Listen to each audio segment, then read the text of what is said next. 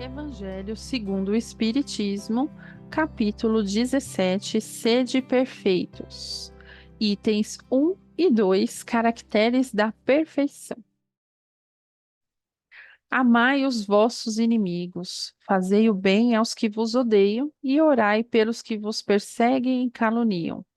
Porque, se somente amardes os que vos amam, que recompensa tereis disso? Não fazem assim também os publicanos? Os publicanos, lembrando que eram pessoas contratadas pelo Estado romano para recolherem impostos. E aí ele continua questionando: se unicamente saudardes os vossos irmãos, que fazeis com isso mais do que outros?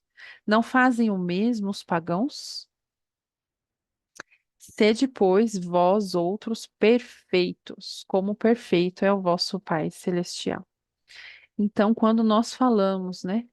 é, Amai vossos inimigos, bem ao que vos odeiam, e orai pelos que vos perseguem e caluniam. Logo vem algo maldoso que fizeram contra nós. Uma recordação, uma lembrança, uma atitude, uma vivência, um ciclo que nós estamos ainda vivendo. Então, vamos iniciar o nosso estudo do Evangelho falando então, um pouco desse pormenor, né? A maldade, em muitos casos, provém da ignorância que compele o ser a comportamento infeliz, reclamando assistência educativa. Então, muitas vezes é um espírito ignorante. Às vezes, a crueldade não é senão doença catalogável na patologia da mente, agravada em muitas ocasiões por influência obsessiva, solicitando ajuda curativa ao invés da punição. Muitos criminosos são companheiros que não resistiram às tentações trazidas de existências passadas, incursos em faltas das quais somos passíveis em nossa atual posição de consciências endividadas perante a lei. Sucumbiram perante as tentações, não resistiram. O malfeitor no cárcere, ou em cumprimento da pena que lhe foi cominada, é semelhante ao enfermo no hospital ou em tratamento adequado, requerendo compreensão e apoio fraterno a esse irmão. Assim como o doente do corpo exige medicação, o doente da alma requisita socorro.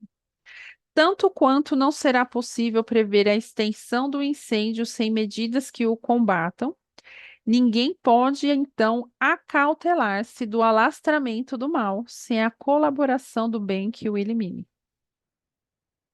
Isso é a segunda parte do nosso estudo, né? Sede, pois, vós outros perfeitos, como perfeito é o vosso Pai celestial. Ninguém pode acautelar-se do alastramento do mal sem a colaboração do bem que o elimine. Quando a pessoa conhece as próprias responsabilidades e pratica o mal mesmo assim, entreguemo-la a si mesma. Veja só, entreguemo-la a si mesma, convencidos de que essa pessoa carregará no subconsciente a dor da culpa até que se liberte pelo sofrimento da sombra em que se envolveu. Então, lá no céu e inferno, nós temos o Código Penal da Vida Futura, que nos explica que para todos os erros, tudo que ele está citando aqui, a maldade, a crueldade, os criminosos, o malfeitor, né?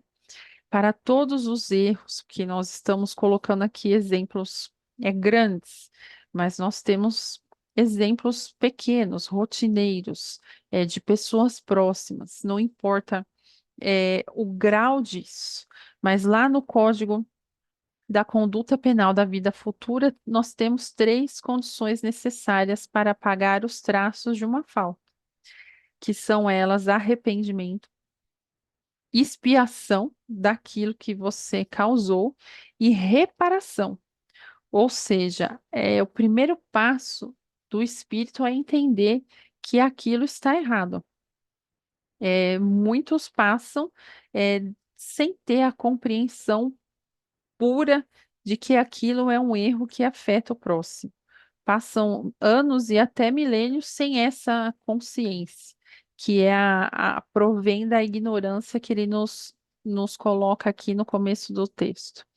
Mas no Código da Vida Futura, nesse Código Penal, nós temos o primeiro passo, o arrependimento do espírito, a expiação e a reparação, ou seja, eu vou deixar a casa arrumada do jeito que eu encontrei antes de destruir.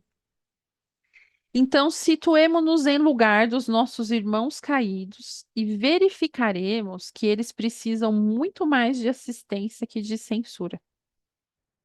Quando as circunstâncias nos impeçam um abraço fraternal imediato aos que nos feriram, não nos esqueçamos de que ainda assim ser-nos-á possível auxiliá-los sempre através da oração. Então é muito difícil nós termos esse amor que Jesus pede aos nossos inimigos e fazer o bem a quem te odeia ou persegue, calunia, mas ainda assim ele nos dá o recurso da oração. E no item 2 ele continua explicando esse sede perfeitos, né? Ele coloca, pois que Deus possui a perfeição infinita em todas as coisas. Esta proposição, sede perfeitos como perfeito é o vosso Pai, tomada ao pé da letra, pressuporia a possibilidade de atingir-se a perfeição absoluta, o que seria inadmissível. Então, no item 2 nós temos que separar essa questão de perfeição que ele nos remete, tá? Demonstrando, então, que todos os homens podem aperfeiçoar-se na reforma íntima, no crescimento interior, porém, quando se fala de perfeição humana, fala-se de uma perfeição relativa e não absoluta, pois se fosse permitido que os homens alcançassem a perfeição absoluta do Criador, se igualaria a ele, o que seria inadmissível. Então, a finalidade da evolução espiritual é tornar aquele ser simples e ignorante em um ser sábio e bom, perfeito e feliz. Para isso, tem o espírito, então, de desenvolver-se, não apenas a inteligência, o conhecimento das coisas, dos fatos, mas é desenvolver o verdadeiro homem de bem, o Evangelho de Jesus em sua vida, desenvolver a moralidade. Então, não basta desenvolver-se intelectualmente, é necessário também o desenvolvimento moral para que a gente alcance o ser de perfeitos. É, é muito mais amplo que ele pede. Não basta amar os que nos amam, ajudar apenas o que nos fazem bem. Por isso que é amplo, é preciso muito mais, é preciso estender àqueles que te prejudicam. E aí, Allan Kardec mostra que a essência da perfeição é a caridade na sua mais ampla acepção, porque ela implica a prática de todas as outras virtudes. Então, a caridade, ela está intrínseca, é o amor em ação.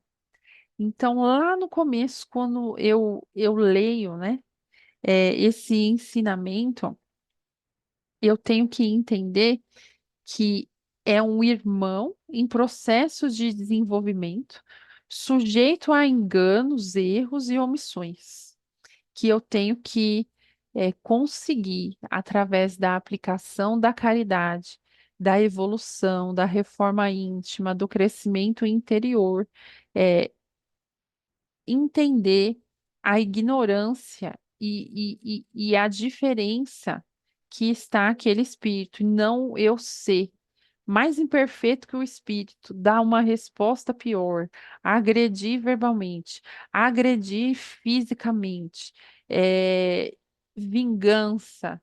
Ou então aquelas pessoas que vivem no rancor, amarguradas, eu não perdoo mesmo. Lembrando que o perdão é para si próprio. A libertação é sua. Às vezes o outro nem quer o seu perdão. Então, compreendendo esse raciocínio do item um e do item 2, nós percebemos o quanto nós precisamos estar atentos a tudo que nós sentimos, pensamos e agimos para que possamos atingir essa perfeição relativa de que somos capazes. Nós precisamos pensar nisso, que nós somos capazes.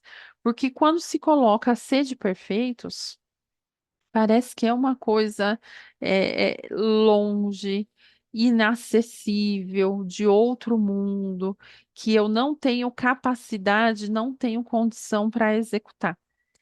E eu tenho que trazer isso para a minha vida. Eu tenho que trazer o ser de perfeitos para as situações que eu tenho dentro do meu lar,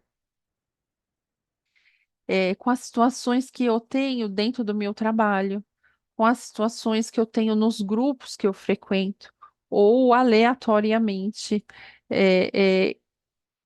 os desafios e obstáculos que a vida me coloca. Eu tenho que trazer isso para as minhas ações diárias. Eu sempre vou ter a opção de fazer errado, de fazer certo, de consertar, de melhorar, de ajudar. Agora, o esforço, ele é seu. E para que eu alcance essa perfeição relativa que o ser humano tem acesso, para que se torne o verdadeiro homem de bem, eu preciso abrir o meu coração e estender para o próximo, estender para a palavra da caridade, que é o amor em ação. Que Deus, então, os abençoe grandemente, que vocês consigam eh, enxergar a deficiência do próximo em relação à evolução dele.